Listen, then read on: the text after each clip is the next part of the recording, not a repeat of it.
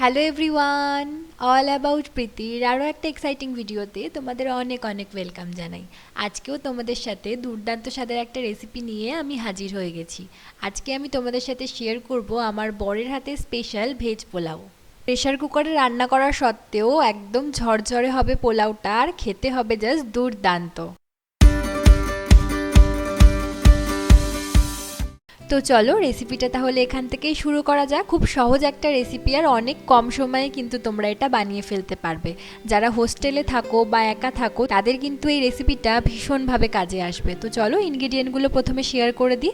প্রথমে আমি সমস্ত সবজি নিয়েছি আলু ডুমডুম করে কেটে, বিনস, গাজর, ফুলকপি, একটা পেঁয়াজ কুচি করে নিয়েছি একটা কাঁচা লঙ্কা, একটুখানি ক্যাপসিকাম, আর ওই 2 ইঞ্চি মতো আদা আমি থেতো করে নিয়েছি। আর নিয়েছি নর্মাল যেই চালের আমরা ভাত খাই, মানে মিনিকেট চাল, সেটা 1 কৌটো মতো চাল আমি জলে 10 মিনিটের জন্য ভিজিয়ে রেখেছি।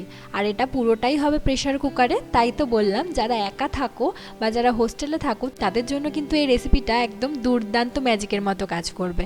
তো চলো রেসিপিটা এবার শুরু করা যাক। প্রথমে প্রেশার কুকার বসিয়ে দিয়েছি। প্রেশার কুকারটা গরম হওয়ার পরে প্রেশার কুকারে দিয়ে দেবো আমি সর্ষের তেল। দেন সর্ষের তেলটা ভালো করে গরম করে নিতে হবে। তার মধ্যে আমি দিয়ে দেবো জিরে ফোড়ন। আর এই রেসিপিটা কিন্তু আজকে আমার বর বানাচ্ছে।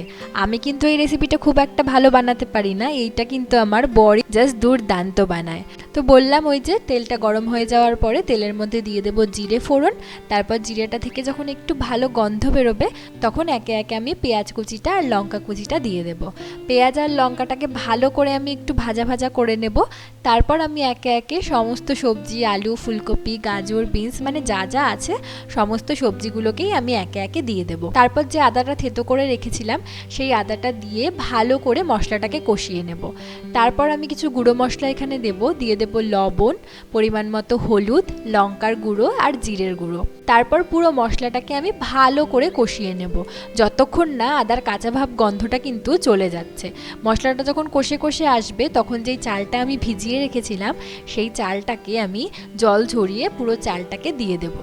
এইবার সমস্ত মশলা আর সবজির সাথে পুরো চালটাকেও কিন্তু অনেকটা টাইম ধরে ভাজা ভাজা করে নিতে হবে, যতক্ষণ না এক্সেস জলটা শুকিয়ে আসছে আর চালটা একদম ভাজা ভাজা হয়ে যাচ্ছে আর নিচে একটু লেগে লেগে যাচ্ছে, মানে পুরোটা আবার লেগে না যায়। তো একটু যখন লেগে লেগে আসবে, মানে চালটা ভাজা ভাজা হয়ে যাবে, তখন আমি একদিকে গরম জল করে নিয়েছিলাম। সেই গরম জলটা আমি পরিমাণ মতো জলটা দিতে হবে, কিন্তু জলের পরিমাপটা যদি ঠিক রাখা হয় তাহলে কিন্তু পোলাওটা একদম ঝরঝরে হবে। মানে যতটা চাল নেবে তার থেকে ডবল জল নেওয়ার চেষ্টা করবে সব সময়, তাহলে কিন্তু জলের মাপটাও ঠিক থাকবে আর পোলাওটা ঝরঝরে হবে। তো এখানে আমি গরম জল দিয়ে দিয়েছি। তারপর যখন জলটা একটু ফুটে উঠবে তখন আমি সামান্য পরিমাণে ঘি দিয়ে দেব। ব্যাস, আর কোনো কাজ নেই। এইবার প্রেশার কুকারের ঢাকনাটাকে বন্ধ করে দিয়ে একটা সিটি দেব কম ফ্লেমে। তারপর কিন্তু প্রেশার কুকারের ঢাকনাটা একদমই খোলা যাবে না যতক্ষণ না প্রেশার কুকারের প্রেশারটা বেরোচ্ছে। যখন প্রেশার কুকারের প্রেশারটা বেরিয়ে যাবে, মানে ঢাকনাটা নর্মালি খুলে যাবে, তখন তোমরা ঢাকনাটা খুলে নিয়ে দেখতেই পাবে একদম ঝরঝরে পোলাও। তার ওপর থেকে আবারও সামান্য পরিমাণে ঘি ছড়িয়ে নিলেই কিন্তু এই রকম দুর্দান্ত স্বাদের ঝরঝরে ভেজ পোলাও তোমরা বানিয়ে ফেলতে পারবে। তো আজকের রেসিপিটাও তোমাদের আশা করছি খুব ভালো লেগেছে। দেখতেই পাচ্ছ তোমরা কত সহজ একটা রেসিপি। তো আজকের ভিডিওটা আশা করছি তোমাদের ভালো লেগেছে। ভালো লাগলে অবশ্যই একটা করে লাইক করো আর কমেন্ট করে লিখে জানিও তোমাদের ভিডিওটা কেমন লাগছে। আর এখনও যারা সাবস্ক্রাইব করনি আমার চ্যানেলটিকে, তারা অবশ্যই চ্যানেলটিকে সাবস্ক্রাইব করে দিও। তো চলো আজকের মতো এখানেই আমি আসছি। আবারও দেখা হবে তোমাদের সাথে অন্য কোনো রেসিপি নিয়ে বা অন্য কোনো এক্সাইটিং ব্লগের সাথে। তো চলো, টাটা।